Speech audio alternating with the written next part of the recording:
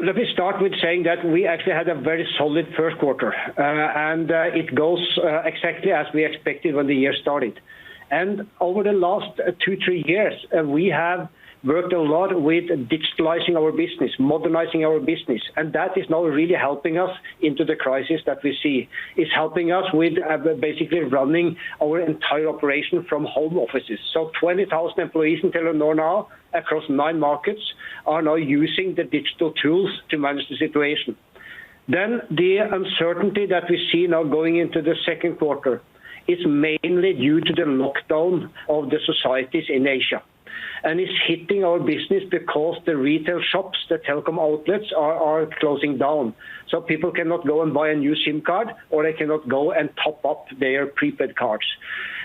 According to the Asian governments, we expect then these markets to be open again during May or early June. So that's the main effect. The roaming revenues that you referred to is counting from only 1% of the group's revenues. So that's not very material going forward. And the businesses we have in the Nordics, it's quite robust and quite stable also going into the second quarter. In terms of CapEx, I'm curious if governments and institutions are keen for you to continue upgrading infrastructure, given how much this pandemic and the lockdowns have highlighted the need for reliable, robust investments in this space. And how does that affect shareholder returns, or the way you think about that if you do invest further? Well, I think more important than the government's request on this is our customer expect us to deliver connectivity services. And we see that voice traffic has gone up in Europe and data traffic has gone up in Asia. So our services have never been in more demand than it is now. So because of that, we are continuing to invest. We need to make sure that our networks, our infrastructure is giving and meeting the customer demands. Then going forward in the uncertainties when it comes to the top line, we want to make sure we are focused on a continuous cash flow generation. And to do that, we have some flexibility both on CapEx and on OpEx. And they're using that flexibility now to reduce the OpEx, but also to take down the CapEx guiding. And we just took it down from 15% CapEx to sales to 13%.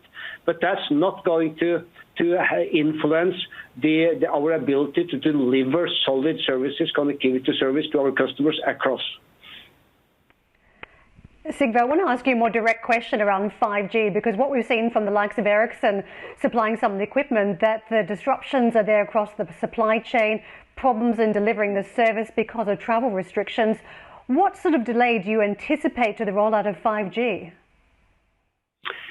Yeah, I think we don't really see a problem with the delivery of 5G equipment from the vendors.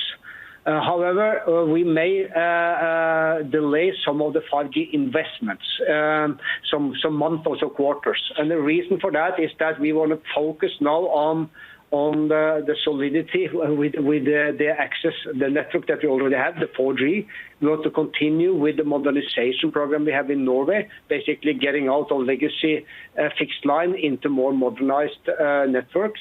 And then we have launched already 5G in Finland and in Norway, so we are already commercial on 5G.